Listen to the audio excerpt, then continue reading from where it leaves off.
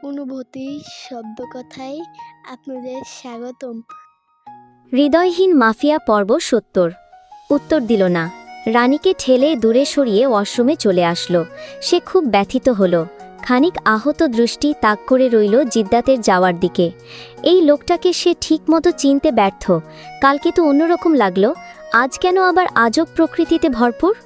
দৃষ্টি ফিরালো। আর ভেবেই বা কী করবে?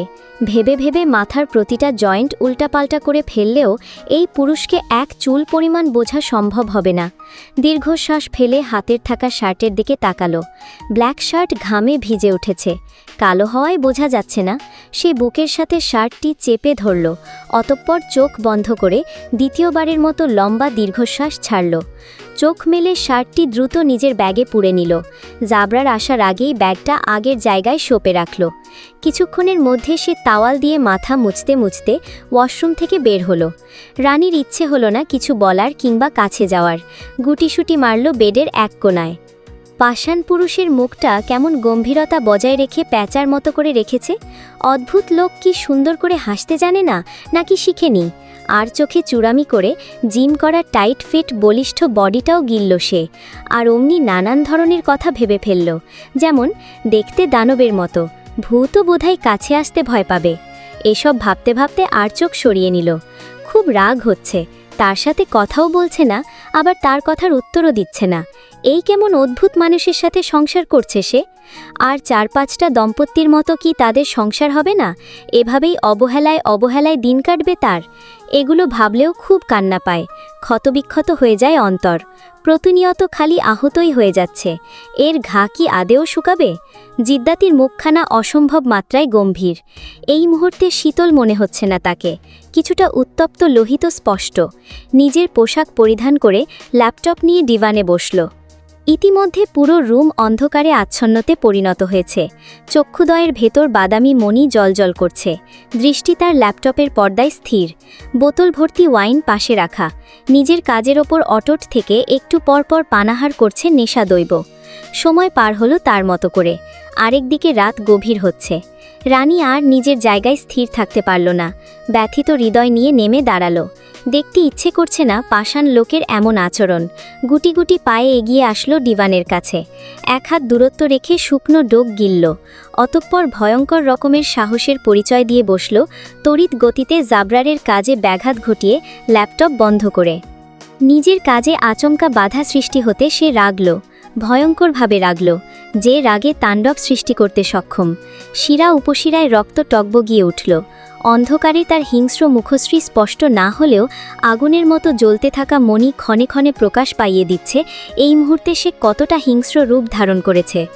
রানীর শরীরে হালকা কম্পন তৈরি হলো। নিখুঁত তীক্ষ্ণ আগুন চোখে তাকিয়ে থাকার সাধ্য এই নারীর কোনো দিনও হয়ে ওঠেনি, আর না হয়ে উঠবে বলে। দৃষ্টি স্থায়ী হলো না। নেতিয়ে থেকে আরেক সাহসিকতার পরিচয় দিয়ে বসল। শক্ত করে হাত ধরে স্বাভাবিক থাকার চেষ্টা করে মৃদু কম্পিত স্বরে বলল, ঘুমাতে আসুন। আপনি কি একটুও টায়ার্ড হন না? কতক্ষণ ভালো লাগে এসব? বজ্রপাতের গতিতে বসা অবস্থায় রানী হাত পেছনে নিয়ে শক্ত করে চেপে মুহূর্তে উঠে দাঁড়িয়ে মোচড় দিল। রানী চাপা আর্তনাদ করে উঠল, ছাড়ুন, ভীষণ লাগছে আমার। ছাড়ার বদলে বাঁধন আরও পুক্ত হল। দ্বিগুণ তীব্র শক্ত করে চেপে মোচড় দিতে রানী আখিদয় পানিতে টইটম্বুর হয়ে উঠল। এই অসৎ নারী জিদ্দাতের কাজে ব্যাঘাত ঘটানোর দুঃসাহস কি দিয়েছে? খুব ভালো করে বুঝতে পারল অসৎ বলার কারণ। চোখে পানি নিয়েও সে হাসল। তার মোটেও খারাপ লাগছে না, বরং ভালোই করেছে বেলকনিতে গিয়ে। এই পাষাণ পুরুষ ভাঙবে তবুও মোচকাবে না। আজ সেও চুপ থাকবে না। ভরপুর দম নিয়ে জবাব দিল, দুঃসাহস হতে যাবে কেন? সাহেবের খেয়াল তো সাহেবারাই রাখে, এতে কি এমন ক্ষতি হয়ে গেছে? পরপর ঠিকই, আবার কাছে আসলে বলবেন আমার পবিত্র অর্ধাঙ্গিনী।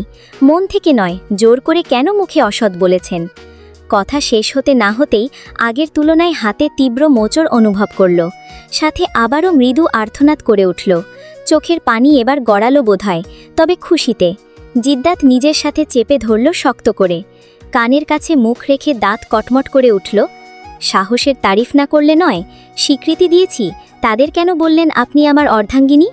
রানী শব্দ করে হাসল, তাহলে ডিভোর্স দিতে ভয় পেলেন কেন? আমার আগে বলা উচিত ছিল। তবে এখন ১০০ বার সবাইকে বলে বেড়াবো আমি আপনার স্ত্রী। কি করবেন আপনি? জিদ্দাত উত্তর দিল না, হাত তার পক্ষর হলো। রানী আবারও শব্দ করে হাসল, বলল, ও হিংস্র বাঘের ন্যায় টেনে ছিঁড়ে ফেলবেন আহাম্মক নারী, দ্বিতীয়বার মুখে এই কথা উচ্চারণ করার সাহস পাবেন না। চোখ খিচে বন্ধ করে নিল, ভয়ে সারা অঙ্গ কাঁপুনি দিয়ে উঠল। না, ভয় পেলে চলবে না। নিজেকে শক্ত করে মুচকি হাসল। জবাবে একই ভঙ্গিতে বলল, অ্যাকসেপ্টেড সাহেব, ছেড়ে স্থির থাকতে পারবেন তো? জিদ্দাত দাঁত কিরমিরিয়ে তাকে 2 কদম এগিয়ে বিদ্যুৎ ব্যাগে ধাক্কা দিল। 15 ডে লেটার। আজকাল গুড্ডুটা পেছন ছাড়ে না, সর্বক্ষণ পেছন পেছন ঘুরঘুর করতে থাকে। তাতে অবশ্য রানীর খারাপ লাগে না, বরং একাকিত্ব ঘুচে। ছেলেটার প্রতি এখন আলাদা টান অনুভব হয়।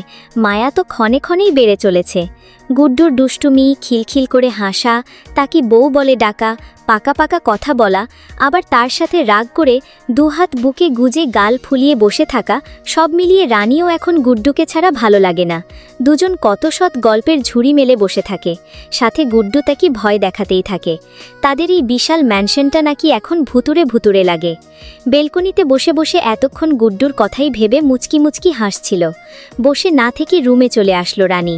এদিকে সন্ধ্যা হয়ে এসেছে প্রায়। বেডটা খানিক এলোমেলো হয়ে আছে। রানী গুছিয়ে নিল সুন্দর করে। মন কিছুটা উদাস, ভালো লাগছে না। নিজেকে ব্যস্ত রাখার জন্য ভাবতে থাকলো কি করা যায়। ভাবার মাঝেই মাথায় আসে, পুরো রুম গোছালে কেমন হয়? যদিও রুম পরিপাটি আছে। তারপরও ঝাড়ু নিল হাতে। ঝাড়ু দিতে দিতে মাথায় একই কথাই ঘুরপাক খেল। খান ম্যানশনে এত এত মেড থাকতে একটা মেডও এই ফ্ল্যাটে আসে না। এমনকি খাবার পর্যন্ত তার শাশুড়ি নিয়ে আসেন। তাকে ছেলেরা না হয় দেখলে জিদ্দাতের সমস্যা, সেটা মানা যায়, কিন্তু মেয়েরা দেখলে কি সমস্যা? এই লোকটাও না বড় অদ্ভুত।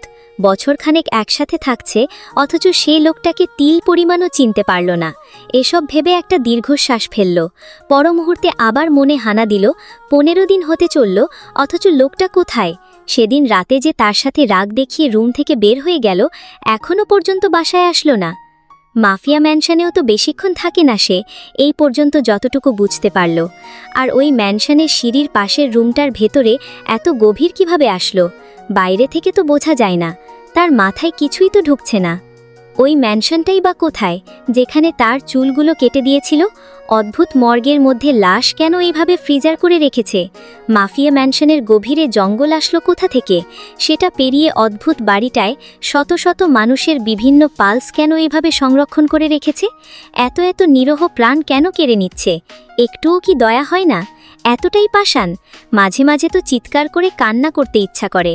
এই মরণ খেলা দেখতে দেখতে জীবনটাই বরবাদ হয়ে যাচ্ছে।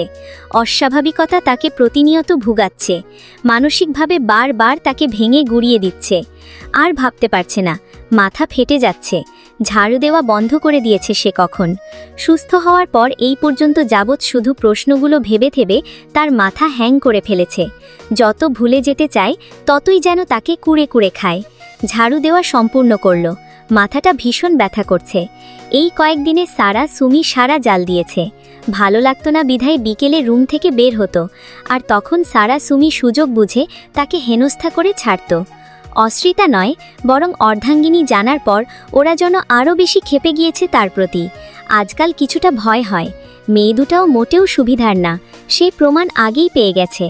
এই তো 2 দিন আগে সুমি করিডোর দিয়ে যাওয়ার পথে তাকে পা দ্বারা লেং মেরে ফেলে দিয়েছে। কোমরে ভীষণ আঘাত পেয়েছিল। কাল তো সারা হাত মুচড়ে দিয়েছে।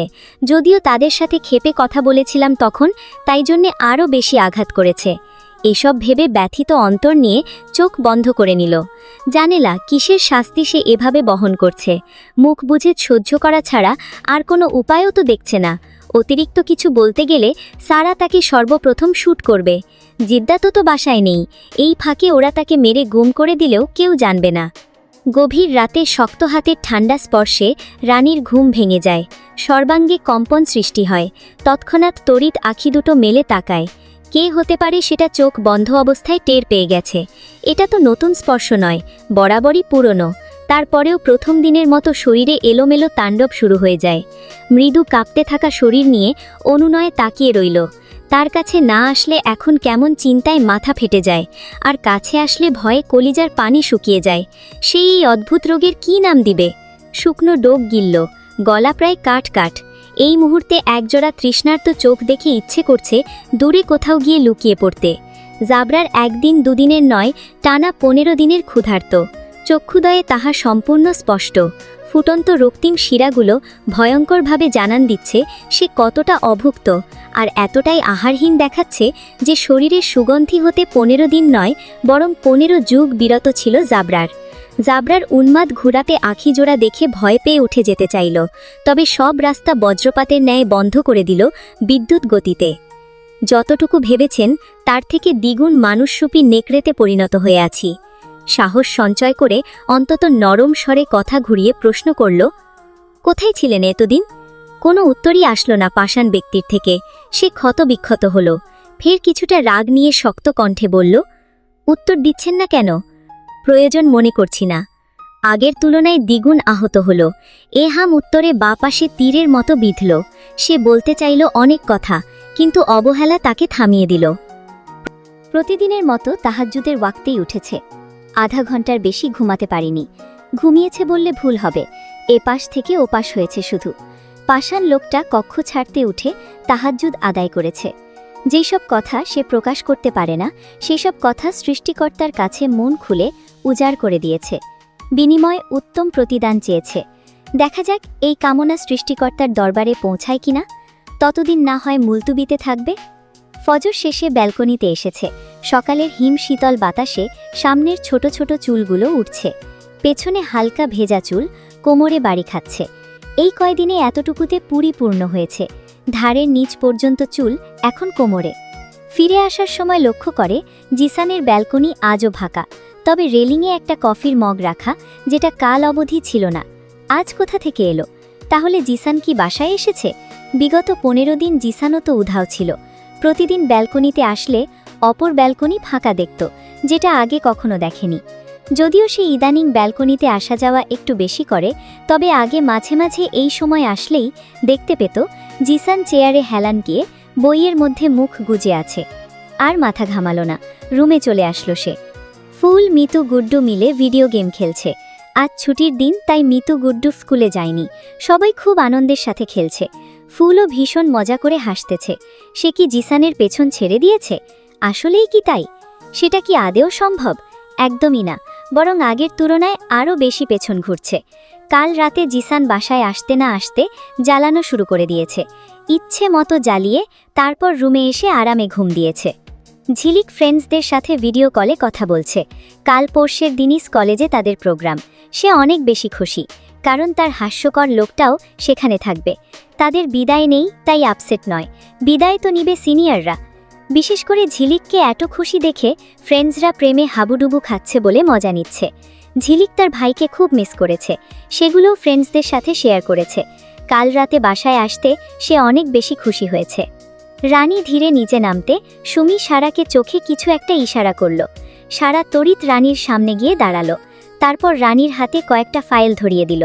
আচমকা নিজের হাতে ফাইল ধরিয়ে দেওয়ায় এক নজর সেদিকে তাকিয়ে পরপর সারার দিকে ভ্রু কুঁচকে তাকালো। সারা দুহাত বুকে গুজে কোমর নাচাতে নাচাতে বলল, এগুলো তোমাকে নিয়ে যেতে বলেছে। রানী প্রশ্নবোধক দৃষ্টিতে তাকিয়ে রইল। কে আবার এগুলো নিয়ে যেতে বলল? সারা রানীকে ড্যাব ড্যাব করে তাকিয়ে থাকতে দেখে ধমকের স্বরে বলল, কি বলেছি শুনতে পাওনি? কে বলেছে নিয়ে যেতে? সারা কটাক্ষ চোখে তাকিয়ে মুখের উপর ঝাঁঝ কণ্ঠে অপমান সহিত জানালো, যে তোমাকে এ বাড়িতে নিয়ে এসে আশ্রয় দিয়েছে সে। তীরের মতো এপার ওপার বেদ করল কথাটা। আখি যুগল পানিতে চিকচিক করে উঠতে নিলে নিজেকে সামলে নিল। 1 মিনিটও না দাঁড়িয়ে সদর দরজার দিকে যেতে যেতে শক্ত কণ্ঠে অধিকার খাটিয়ে বলল, বললেই হয়, আমার হাজবেন্ড বলেছেন। তা বলতে কি তোমার মুখে জ্বালাপোড়া হচ্ছিল নাকি? সারা বেলুনের মতো ফুলল। হাত মুঠোবন্দি করে নিল সে। তবে সুমি শান্ত। রানী যেতে যেতে তার জোর করে আটকে রাখা অশ্রু নিঃশব্দে গড়িয়ে পড়ল নদীর স্রোতের ন্যায়। শেষ পর্যন্ত কি অশ্রু তার চিরসঙ্গিনী হবে? বাকিটা জীবন কি স্বীকৃতিবিহীন কাটাতে হবে? লোকটা অর্ধাঙ্গিনী হিসাবে মানে না, অথচ ঠিকই দিনরাত উপরে অধিকার খাটায়। মনে হাজারে মান অভিমান নিয়ে নিজেকে নিজে সান্ত্বনা দিল। ধৈর্য সহকারে চৌখাট পেরোতে সারা সুমি একে অপরের সাথে হাত মিলিয়ে উঠল। সুমিতে সেদিকে তাকিয়ে অদ্ভুত হেসে আওড়াল, যাও রঙ্গমহিরানী, বাসায় পা রাখার সৌভাগ্য তোমার কপালে আর হবে কিনা সন্দেহ। সারা সুমি দুজনেই রহস্য ঘেরা হাসিতে মেতে উঠল। লিভিংয়ে একটা মেয়েরও ছিল না তখন, সাথে বাড়ির মানুষগুলো যেন নিজেদের রুমে ব্যস্ত। রানী নিজেকে সামলে বাগানের মাঝে এসে ধীরে পায়ে ফোয়ারার ডান দিকের মোড়ে এগোয়। প্রতিবারের মতো বাগানের আশেপাশের সব গার্ড তাকে দেখা মাথা নত করে ফেলেছে। সবার মধ্যে এতটাই আতঙ্ক ভরপুর দেখা গিয়েছে যে কারোর মনে একটি বারের জন্য হানা দিল না তাকানোর। তাদের বস তো এখানে নেই, তাহলে একটাবার তাকাতে সমস্যা কোথায়? না থাকার পরেও এই দুঃসাহস কেউই দেখালো না। তাদের বসের চোখ শুধু সামনের দুটো নয়, প্রতিটা কোনায় কোনায় তার চোখ বিচরণ করছে। রানী ফাইলগুলো নিয়ে সুইমিং পুল পেরোতে বেশ চমকায়। এদিকটায় একটা গার্ডও নেই, কিছুটা শুনশান নিস্তব্ধ। গেস্ট হাউসে ঢোকার পর গাটা কেমন ছমছম করে উঠল, কেমন তেলের পোড়া পোড়া চিপচিপে গন্ধ তার নাকে এসে ঠেকল। তার উপর নিচের তলায় কেউ নেই, পুরো ফাঁকা। গুড্ডু থেকে জানতে পেরেছিল এখানে তার শ্বশুর প্রায় সময় মিটিং করে নানান নামি দামি ব্যক্তিদের সাথে। মাঝে মাঝে নাকি জিদ্দাতও থাকে। রানী প্রথমে নিচে খুঁজল জিদ্দাতকে। প্রতিটা রুম খুঁজার পরেও পেল না। শেষ একটি রুম বাকি আছে। রানী সেটাই প্রবেশ করতে থমকে দাঁড়ালো। মনে পড়ে গেল পুরনো কিছু বিষময় স্মৃতি। এটাই সেই রুম যেখানে প্রথমবারের মতো নিজের সর্বোচ্চ হারিয়েছে। মনে পড়মে আজও কলিজা ছিদ্র হয়ে যায়। তারপরেও পুরনো স্মৃতি মাটি চাপা দিয়ে সব স্বাভাবিকভাবে নিতে চাইছে। দীর্ঘশ্বাস ফেলে রুম থেকে বেরিয়ে আসলো। সব জায়গায় খোঁজার পর না পেয়ে উপরে পা বাড়ালো। সিঁড়ি অতিক্রম করার সময় অনুভব করল তার মাথাটা হালকা ঘোরাচ্ছে, সাথে অতিরিক্ত দুর্বল লাগছে শরীর। কোনো রকম ধীরে ধীরে উপরে উঠে যেতে কেউ একজন খুব নিখুঁতভাবে পা টিপে টিপে তার পেছন পেছন গেল। রানী বিশাল স্বচ্ছ কাচের দরজা ঠেলে ভেতরে প্রবেশ করে। সেখানে দ্বিতীয় কোনো রুম নেই, একটা আছে, আর সেটার মধ্যে রানী প্রবেশ করেছে। কিছুটা অফিস রুমের মতো দেখা যাচ্ছে। বিশাল লুকিং গ্লাস দিয়ে মাথা উঁচু করে দাঁড়িয়ে থাকা খান ম্যানশন চোখের সামনে স্পষ্ট। এখান থেকে বাইরের সব কিছু চোখের সামনে দৃশ্যমান হলেও বাইরে থেকে ভেতরে দেখা যায় না। সে আসার সময়ও লক্ষ্য করেছে। কতক্ষণ সেদিকে তাকিয়ে থেকে পুরো রুমে নজর বুলিয়ে কাউকে না দেখে সে কৌতূহলে বিড়বিড় করে, এখানে তো কেউই নেই, তাহলে সারা কেন বলল উনি আমাকে ফাইলগুলো নিয়ে আসতে বলেছেন? পর মুহূর্তে মাথায় এত চাপ নিল না, এমনিতে শরীর ভালো লাগছে না। 2 কদম এগুলো ফাইলগুলো কনফারেন্স টেবিলের উপর রাখার উদ্দেশ্যে। ঠিক তখনই পেছনে আসা লোকটা দ্রুত গ্লাসের দরজা বাইর থেকে লক করে দিয়ে বজ্রপাতের ন্যায় দৌড়ে নিচে নেমে হাউস থেকে বের হয়ে গেল।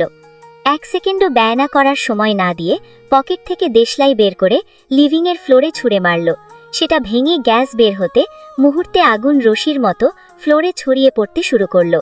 আগে থেকে প্ল্যান করে জায়গা মতো পেট্রোল ছড়িয়ে রাখায় আগুন ছড়তে বেশি সময় লাগেনি। লোকটার কাজ শেষ হতে বাইর থেকে দরজা লক করে সেখান থেকে যান হাতে নিয়ে উধাও হয়ে গেল। রানী ধীরে ধীরে টেবিলের কাছে পৌঁছে ফাইল রাখতে নিলে ফ্লোরে তরল কিছুর জন্য পা পিছলে পড়ে যায়। ফাইলের ভেতর থেকে ছিটকে কিছুটা দূরে একটা দেশলাই ফ্লোরে আছড়ে পড়ে, যেটা তীব্র আঘাত খেয়ে নিচে ফেটে ছড়িয়ে যেতে ফ্লোরে আগুন ধরে উঠল। ঘটনাটা এত তাড়াতাড়ি ঘটেছে যে ঠিকমতো বুঝতে পারেনি। রানী যখন চারদিকে দাউ দাউ করে আগুন উপরের দিকে উঠতে দেখল, তখন যেন তার মাথায় আসমান ভেঙে পড়ল। হ্যাং হয়ে তাকালো সেদিকে। তার জায়গা ছাড়া পুরো রুমে ক্ষণে ক্ষণে আগুন ছড়িয়ে পড়ছে খুব দ্রুত। রানী তৎক্ষণাৎ উঠে দাঁড়ালো। ইতিমধ্যে শ্বাস নিতে কষ্ট হচ্ছে।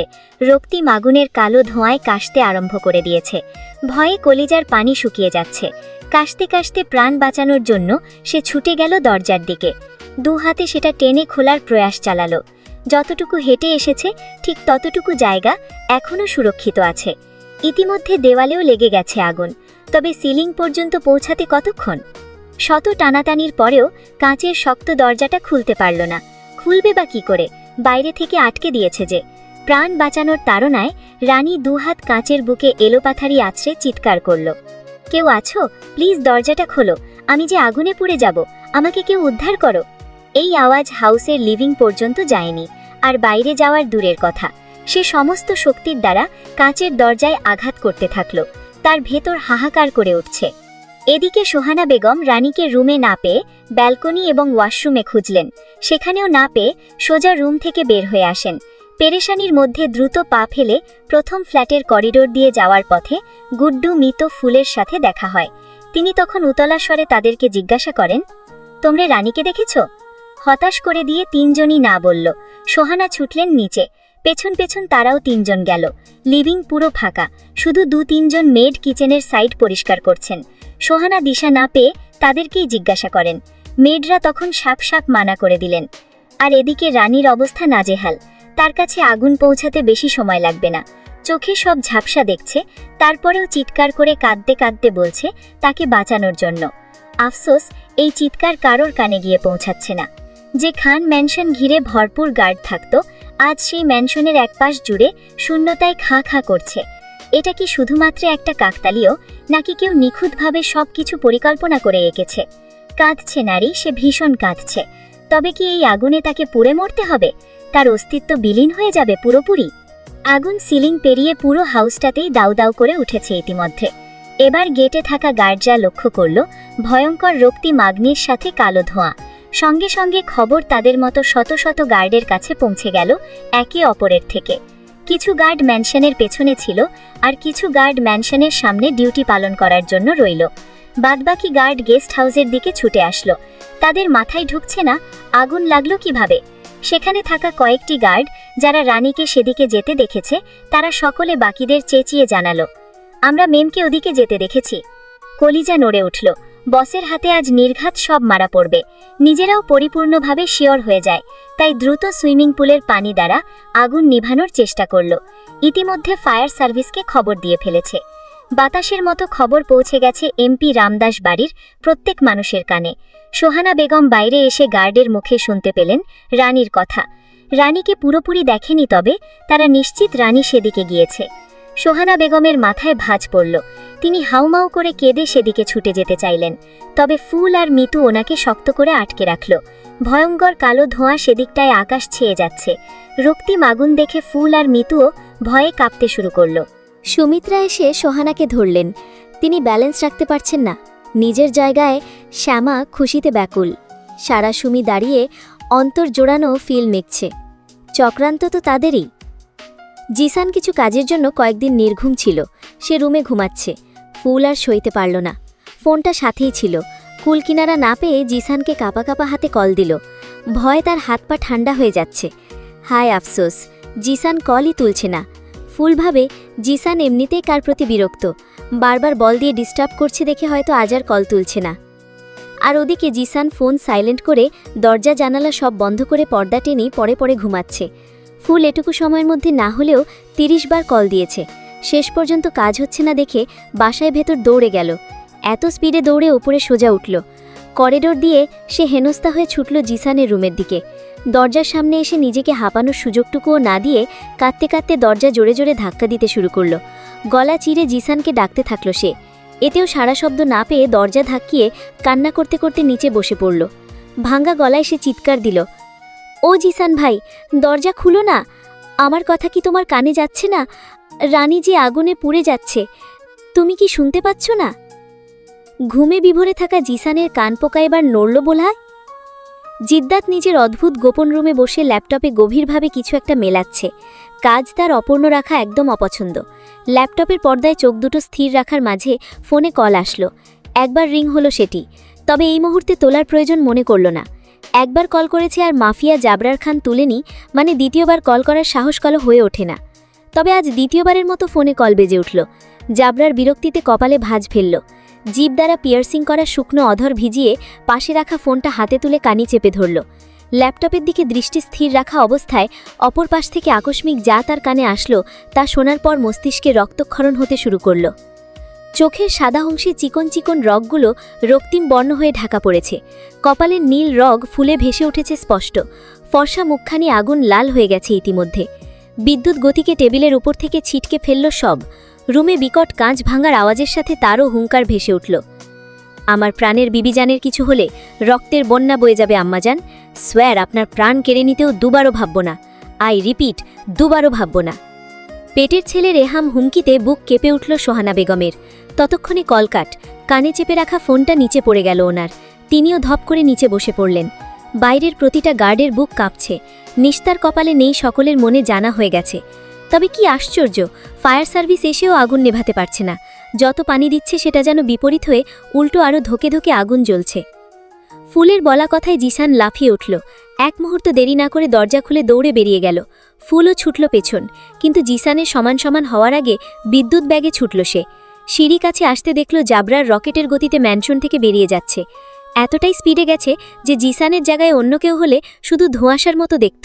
চোখ পলক ফেলার ফাঁকিতে গিয়েছে যে চেনা মুশকিল হয়ে যেত। তবে জিসান নিজের ভাইয়ের ছায়া উপলব্ধি করতে পারে, সেজন্য তার অসুবিধা হলো না। সে নিজেও থামল না, সর্বোচ্চ জোরে ছুটল।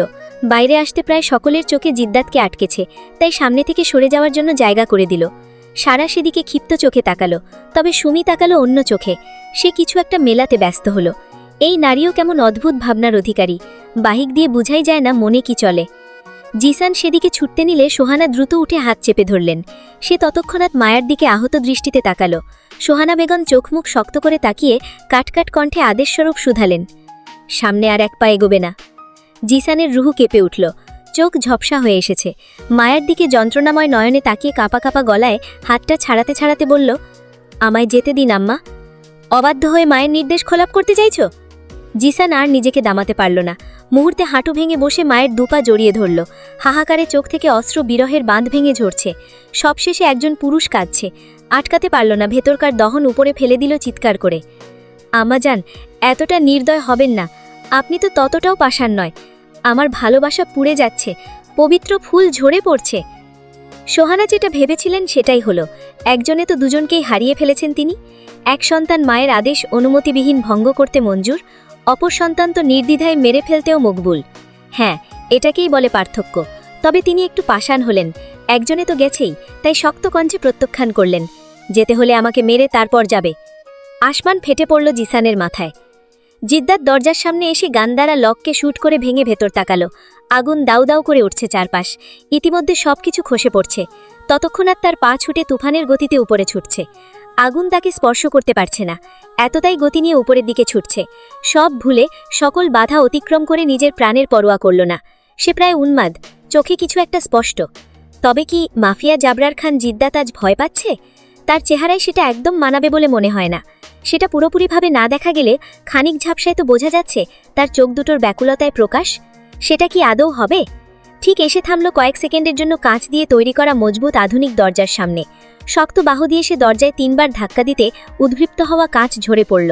ভেতরে দগ্ধ আগুনে কিছুই দেখা যাচ্ছে না। মারাত্মক নিখুঁত দৃষ্টি তাক করল। পুরো অগ্নিগিরিতে কয়েক সেকেন্ড নজর ভুলালো এবং তার দৃষ্টি আটকালো সামনের দিকে কিছুটা গভীরে। দরজা থেকে জিদ্দাত সামনে এগিয়ে যেতে কনফারেন্স টেবিলের নিচে বসে থাকা রানীর মুখে হাসি ফুটে উঠল। তবে সেটা বেশিক্ষণ দীর্ঘস্থায়ী হল না। মিনিট খানেকে মিলিয়ে গেল। তার শ্বাস প্রায় বন্ধ হওয়ার পথে। তবে ভয়টা কমল বলে। যে লোকটাকে দেখা মাত্রই তার কাঁপাকাঁপি শুরু হয়ে যেত, সেই লোকটাকে দেখে আজ প্রাণ ফিরে পাওয়ার আশা জাগছে। যখন মনে পড়ল বের হওয়ার রাস্তা সহজ হলেও বের হওয়ার রাস্তা বড্ড কঠিন, তখন আক্ষেপে অন্তর খাঁ খাঁ করে উঠল। বের হতে গেলে যে পুড়ে ছারখার হতে হবে। তার গায়ে ওড়নাটা কিছুটা দুলে জ্বলে ছাই হয়ে গেছে। ওড়নারের কোনায় আগুন লেগে যেতে সেটাকে ছুঁড়ে ফেলে নিজেকে রক্ষার আশায় টেবিলের নিচে আশ্রয় নিয়েছে। বাকি জায়গা ইতিমধ্যে শেষ, শুধু টেবিলের নিচটাই অক্ষত আছে। হয়তো সেখানে পেট্রোল ডালা হয়নি, তবে আশেপাশের আগুনের দাপটে সেই জায়গাটা মনে হয় না বেশিক্ষণ রেহাই পাবে। শেষ শক্তি প্রয়োগ করে টেবিলটা ফেলে দিল সে। যদিও সেটা আগে থেকে হেলেছিল, তাই সুবিধা হয়েছে ফেলতে। তার সামনে জিদ্দাত এসে দাঁড়াতে ছটপট করে উঠে দাঁড়ালো। নিজ ইচ্ছেতে আগে থেকে পাতা প্রশস্ত বুকে ঝাঁপিয়ে পড়ল অসহায় নারী। শক্ত করে জড়িয়ে যতটুকু দম ছিল সব একসঙ্গে প্রয়োগ করে হাউমাউ করে উঠল। ভেঙে টুকরো টুকরো হয়ে যাওয়া গলা নিয়ে আটকে আটকে বলল, আমি এই নিষ্ঠুর আগুনে পুড়ে মরতে চাই না, আর না আপনাকে অগ্নিতে ছারখার হতে দিতে চাই। কেন আসলেন? জিদ্দাত চোখ বন্ধ করে দুহাতে শক্ত করে রানীকে নিজের বুকের মাঝে আবদ্ধ করে নিল। রানীও শক্ত করে ধরে রেখেছে জারবারকে। সে ছাড়তে নারাজ। নোনা জলে স্বামীর বক্ষ ভেসে যাচ্ছে। রানী থামার নয়, কেন যেন মনে হচ্ছে এটাই অন্তিম অস্ত্র ঝরানোর মুহূর্ত। জিদ্দাত কয়েক সেকেন্ড পার হতেই চক্ষুদয় মেলে তাকালো। তাদের শরীর তাপ ক্রমশ গরম হয়ে যাচ্ছে। এইটুকু তাপই সহ্য করার মতো নয়। রানী চাতক পাখির ন্যায় ছটপট শুরু করে দিয়েছে। জিদ্দাত তাকে টেনে সোজা করে দুহাতে গা লাগলে ধরল। উন্মাদের মতো সিগারে পুড়ে যাওয়া অধর উষ্ঠ দ্বারা শব্দ করে একের পর এক পরশ ছুঁয়ে দিল সারা মুখে। রানী দুহাতে সাইডে শার্ট খামচে ধরল। চোখ দিয়ে অনবরত জল বেয়ে পড়ছে, আর সে জল তার স্বামী নিচে পড়তে না দিয়ে নিজেই পানহার করে নিচ্ছে। রানী ডুকরে উঠল। জিদ্দাত রানীর কপালের সাথে কপাল ঠেকিয়ে নীলমণিযুক্ত চোখে বাদানিমণি তাক করল। তাদের নাকের সাথে নাক স্পর্শ হল, অধরের সাথে অধর। সে তাচ্ছিল্য হেসে হিসিয়ে বলল, নিষ্পাপ জীবনের শুরুটা যেমন পাপিষ্ঠের বক্ষে রেখে হয়েছিল, ঠিক শেষটা না হয় পাপিষ্ঠের বক্ষেই রেখে হবে। রানী শব্দ করে কেঁদে আবারও ঝাপটে জড়িয়ে ধরল জিদ্দাতকে। তার বুকের মাঝে মাথার সাইড চেপে প্রত্যুত্তরে কান্নামাগো গলায় বলল, আমি আপনার কথার কিছুই বুঝি না। আমার শুরুটা কখন, কোথায়, কিভাবে হয়েছে জানি না, আর না মনে করার চেষ্টা করলে মনে পড়ে, উল্টে আরও মাথায় যন্ত্রণা শুরু হয়ে যায়। জিদ্দাত তাচ্ছিল্য করে রানীর মাথায় থুতিটা ঠেকালো। সে অবস্থায় চোখ বন্ধ করতে মস্তিষ্কের পাতায় পুরনো স্মৃতি হানা দিল যুবকের। ঘন জঙ্গলের পথে হেঁটে যাচ্ছে 11 বছরের একটি যুবক। শুনশান রাত, চারিপাশ থেকে শিয়াল ও বন্য প্রাণীদের শরীরে কম্পন ধরিয়ে দিবার মতো ডাক। তার মধ্যেখানে সিনা টানটান করে যুবক পেরোচ্ছে। ভাবভঙ্গি ও এগোনোর ধরন দেখে স্পষ্ট, না আছে হিংস্র প্রাণীদের আতঙ্ক, আর না আছে প্রাণ হারানোর ভয়। পকেটে গুজে রাখা 2 হাত ও মুঠোবন্দিতে কিছু বিশেষী গাছের শিকড়, হুডির টুপিতে খুলিবন্দি। আলো ছাড়া অন্ধকারে সে দিব্যি হেঁটে যাচ্ছে। ঘনমাত্রা কমে যেতে কানে ভেসে আসছিল একজন মহিলার আর্তনাদ। সে শ্রবণ করতে পারলেও উপেক্ষা করে তার মতো এগোলো, কারণ সে বরাবরই নির্দয়, নিজেরটা ছাড়া কিছুই বোঝে না। 11তে পা রেখেও নিজের ডিসিশন নিজেই নিতে পছন্দ করে। তার মন যেটা সায় দিচ্ছে সেটাই সে করে যাচ্ছে, আর যেটা দিচ্ছে না সেটা করছে না, একান্তই তার ব্যাপার। ছাগারা ভাব নিয়ে সে স্থান ত্যাগ করার উদ্দেশ্য 3-4 কদম এগিয়ে যেতে তীব্র চিৎকার ভেসে আসলো। চলমান পা থামল তার। একবার ঘাড় বাঁকিয়ে পশ্চিম দিগন্তে তাকালো তীক্ষ্ণ দৃষ্টি তাক করে। বটবৃক্ষের নিচে ছোট কুড়েঘর থেকে ভেসে আসছে আর্তনাদ। মহিলাটা বোধহয় যুদ্ধ করছে কিছু একটার সাথে। তারপরেও কচি যুবক দৃষ্টি ফিরিয়ে ইগনোর করে বিরক্তিভঙ্গিতে রওনা দিল। বেশ খানিক এগিয়ে যাওয়ার পর মহিলাটার বুক চিরে আসা চিৎকারে ঘন জঙ্গলে জন্মালো এলোমেলো ঝড়। মুহূর্তে আকাশ ফেটে বেরিয়ে এলো গর্জন। যুবক তুমুল বৃষ্টি ঝড়বাজল দিয়েই নিজের গন্তব্য পা বাড়াতে চাইল। তবে অদৃশ্য মায়াজাল তাকে চারদিক থেকে চেপে ধরল। এগোতে পারল না আর এক পা। কাকা ভেজা শরীর নিয়ে না চাইতেও সে ঘরের দিকে এগোলো। বাঁশ দিয়ে বানানো দরজা ঠেলে ভেতরে প্রবেশ করল। মহিলাটার আর্তনাদ কানে স্পষ্ট ভেসে আসছে। অন্ধকারে ঘরের কিছুই স্পষ্ট নয়। তীক্ষ্ণ নজর ভুলিয়ে সঙ্গে থাকা টর্চলাইট পকেট থেকে বের করে প্রয়াস চালায় দেখার জন্য। পশ্চিম দিকে গিয়ে নজর আটকালো তার। গর্ভবতী একজন মহিলা মরখালে পাতার ওপর শুয়ে পেটে 2 হাত চেপে চিৎকার করছেন। হয়তো প্রসব বেদনায় এরকম হাঁসফাঁস করছেন। পায়ের টাকনো রক্তিম হয়ে রক্ত গড়াচ্ছে। সাজ পোশাক কোনো সাধারণ মানুষদের মতো নয়, নামি দামি রাজবাড়ির হবে। তবে তিনি এখানে কেন? পালিয়ে এসেছেন বোধহয়। মহিলাটার বয়স বেশি নয়, দেখে মনে হচ্ছে প্রথম সন্তান। যুবক ভাবল চলে যাবে। চুলের পানি ঝেড়ে 2 হাতে পেছনে ঠেলে বের হতে নিলে মহিলা বিকট চিৎকার দিলেন। সেই চিৎকারের সাথে আসমানও ডেকে উঠল। শুধু এখানেই থেমে নেই, মায়ের গর্জনের সাথে নতুন একজনেরও চিৎকার ভেসে আসলো কানে। থেমে গেল চলমান পা যুবকের। থমকে গেল তার মস্তিষ্ক। শরীরের লোমগুলো ঝাঁকে ঝাঁকে দাঁড়িয়ে গেছে। সময়টা কিছুক্ষণের জন্য থেমে রইল। একটি বাচ্চার কান্নার আওয়াজ শুনে হৃৎপিণ্ড কেঁপে উঠেছে যুবকের। কানে বাজছে ভিন্ন ধরনের মিষ্টি স্বর। বের হতে পারল না। দ্রুত ফিরে ছুটল মহিলার কাছে। রুমাল ছিল তার পকেটে, সেটা বের করে নিল। উন্মাদত্তের পরিচয় সেদিন প্রথমবারের মতো দিয়েছিল, চুম্বকের মতো টানছিল তাকে।